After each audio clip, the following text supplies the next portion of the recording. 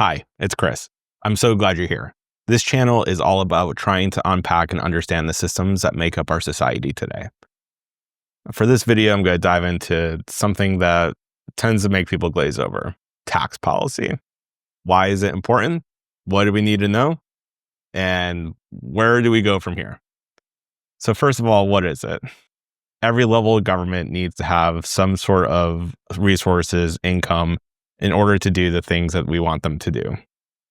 It takes money to run schools, fire departments, repair roads, build roads at the local and state levels.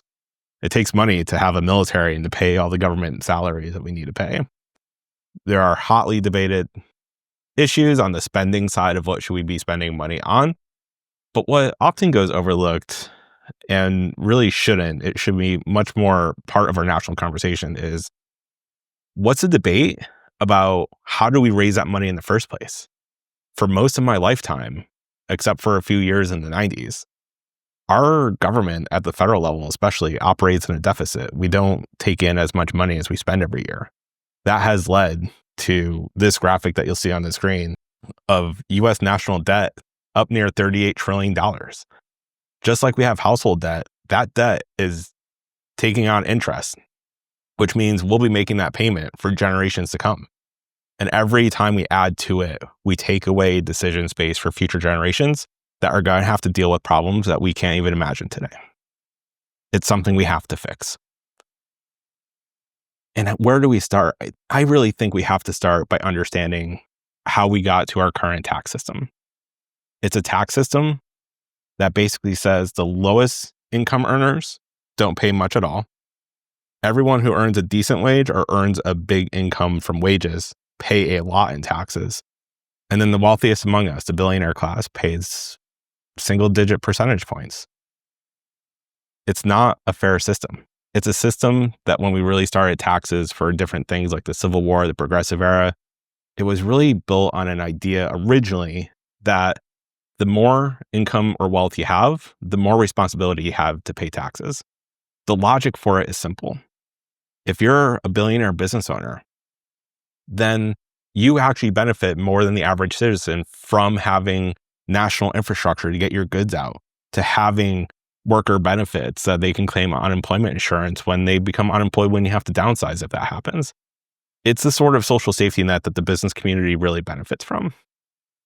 Yet today we have a system, and Warren Buffett has said this routinely, he pays a less percentage point in taxes than his own secretary. That is crazy. How did we get here? We got here because President Reagan passed several laws in the 80s that overhauled the entire tax code. There are several laws to it. You can find acronyms like ERTA and whatnot. We'll dive more into each of those tax laws in future videos. For now, it's just important to understand that before the overhaul of the tax code under Reagan, what we had effectively was a tax system that told businesses you had to prioritize four things. One is you absolutely wanted to earn profits to benefit the shareholders. Two, you wanted to make long-term investments in your company to sustain the growth over a long period of time. Three, you want to provide long-term benefits for your employees so that they can be happy, so you can keep investing in them so you can get more and more out of them. And then fourth, you would actually invest in the local community as part of your business arrangement. Now, with the Reagan tax overhaul, what I'll call shorthand is just Reaganomics. There was this idea that says, if we just reduce the amount of corporate taxes as much as possible, and also tell businesses that if you're a publicly traded company, your only fiduciary responsibility, your only responsibility is to the shareholders. That created a system of what a lot of research has called shareholder supremacy. And it's so pervasive today that if you got on and ask most people, why don't businesses do more in their local communities? Most people will say, well, isn't their only job to produce profits? That's the only thing a company can do. But for most of our American history, that hasn't been the only thing that companies could do. And in fact, it's not the only thing companies are doing today. If you're a small or medium-sized business really invested in a particular community and that you need your employees, you make those investments to train your employees and upscale them. You make the investments in your local community and the local schools. That's where your employees come from. you also are a member of that community. People know who you are, and your reputation in that community matters to you. So the only businesses that really get to benefit truly from the shareholder supremacy, where profits are the only thing you have to worry about, are the mega corporations, the big multinational corporations that effectively have monopolies.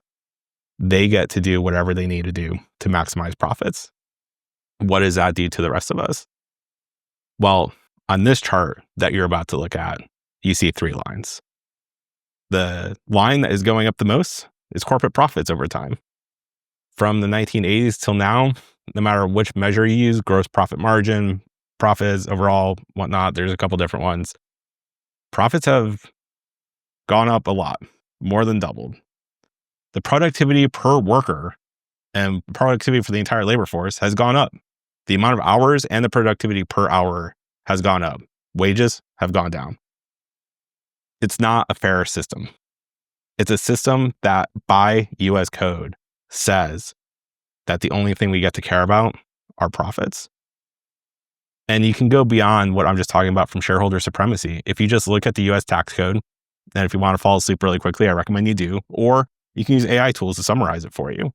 Section by section, over 90% of it are sections in the tax code to get out of paying taxes. Less than 10% of the tax code actually says what you owe in taxes.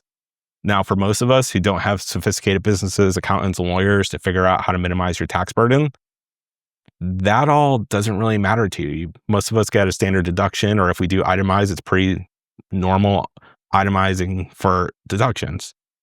It's the big companies that get to write off their entire profits and all of a sudden get to feel like they're operating at net zero, or set up companies overseas that have better tax benefits. It's why so many US companies have sister companies in countries like Ireland, or when the Panama Papers got released, so many companies were registered and doing business in countries like Panama. They're doing everything that they can to influence the tax code to just maximize shareholder supremacy, under this idea that if you do that, if you unleash the titans of the world from a corporation perspective, that wealth will trickle down to the rest of us. We've been doing that for 40 years. It hasn't worked yet. The benefits don't trickle down. The rich just keep getting richer. Now, the tricky part in this is how we have framed the entire conversation about free market or not free market, socialism, whatnot. We'll get into another video that really defines these terms.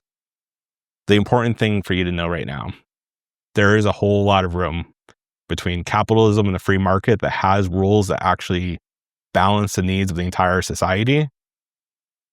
That isn't socialism. Socialism is state-run control of the economy. No one in the American landscape is really advocating for that at all. And so whenever we talk about having some more guardrails that protect consumers, that protect and have a fair tax system, it's not about capitalism versus socialism. It's about a fair system. That's what the conversation should be about. So that's enough for now. If you're interested in any one of these topics, or for me to dive a lot deeper into any one of them, please throw a comment below. I'm really asking for feedback to help form the direction of this entire channel. I've been on this journey for over 10 years to really understand how government works. I'm happy to share what I learned. I'm also happy to go in and study and learn more. We're never getting off this journey to understand it better, and I'm happy to share it with you. But I also would like some direction of what type of things you would like me to see dive deeper into. So with that, thank you so much, and I hope you advocate for a more fair tax system. If you haven't yet, please click like on this video, drop a comment below, and click that subscribe button. It'll help the YouTube algorithm make sure that these videos are getting into your feed. Thank you.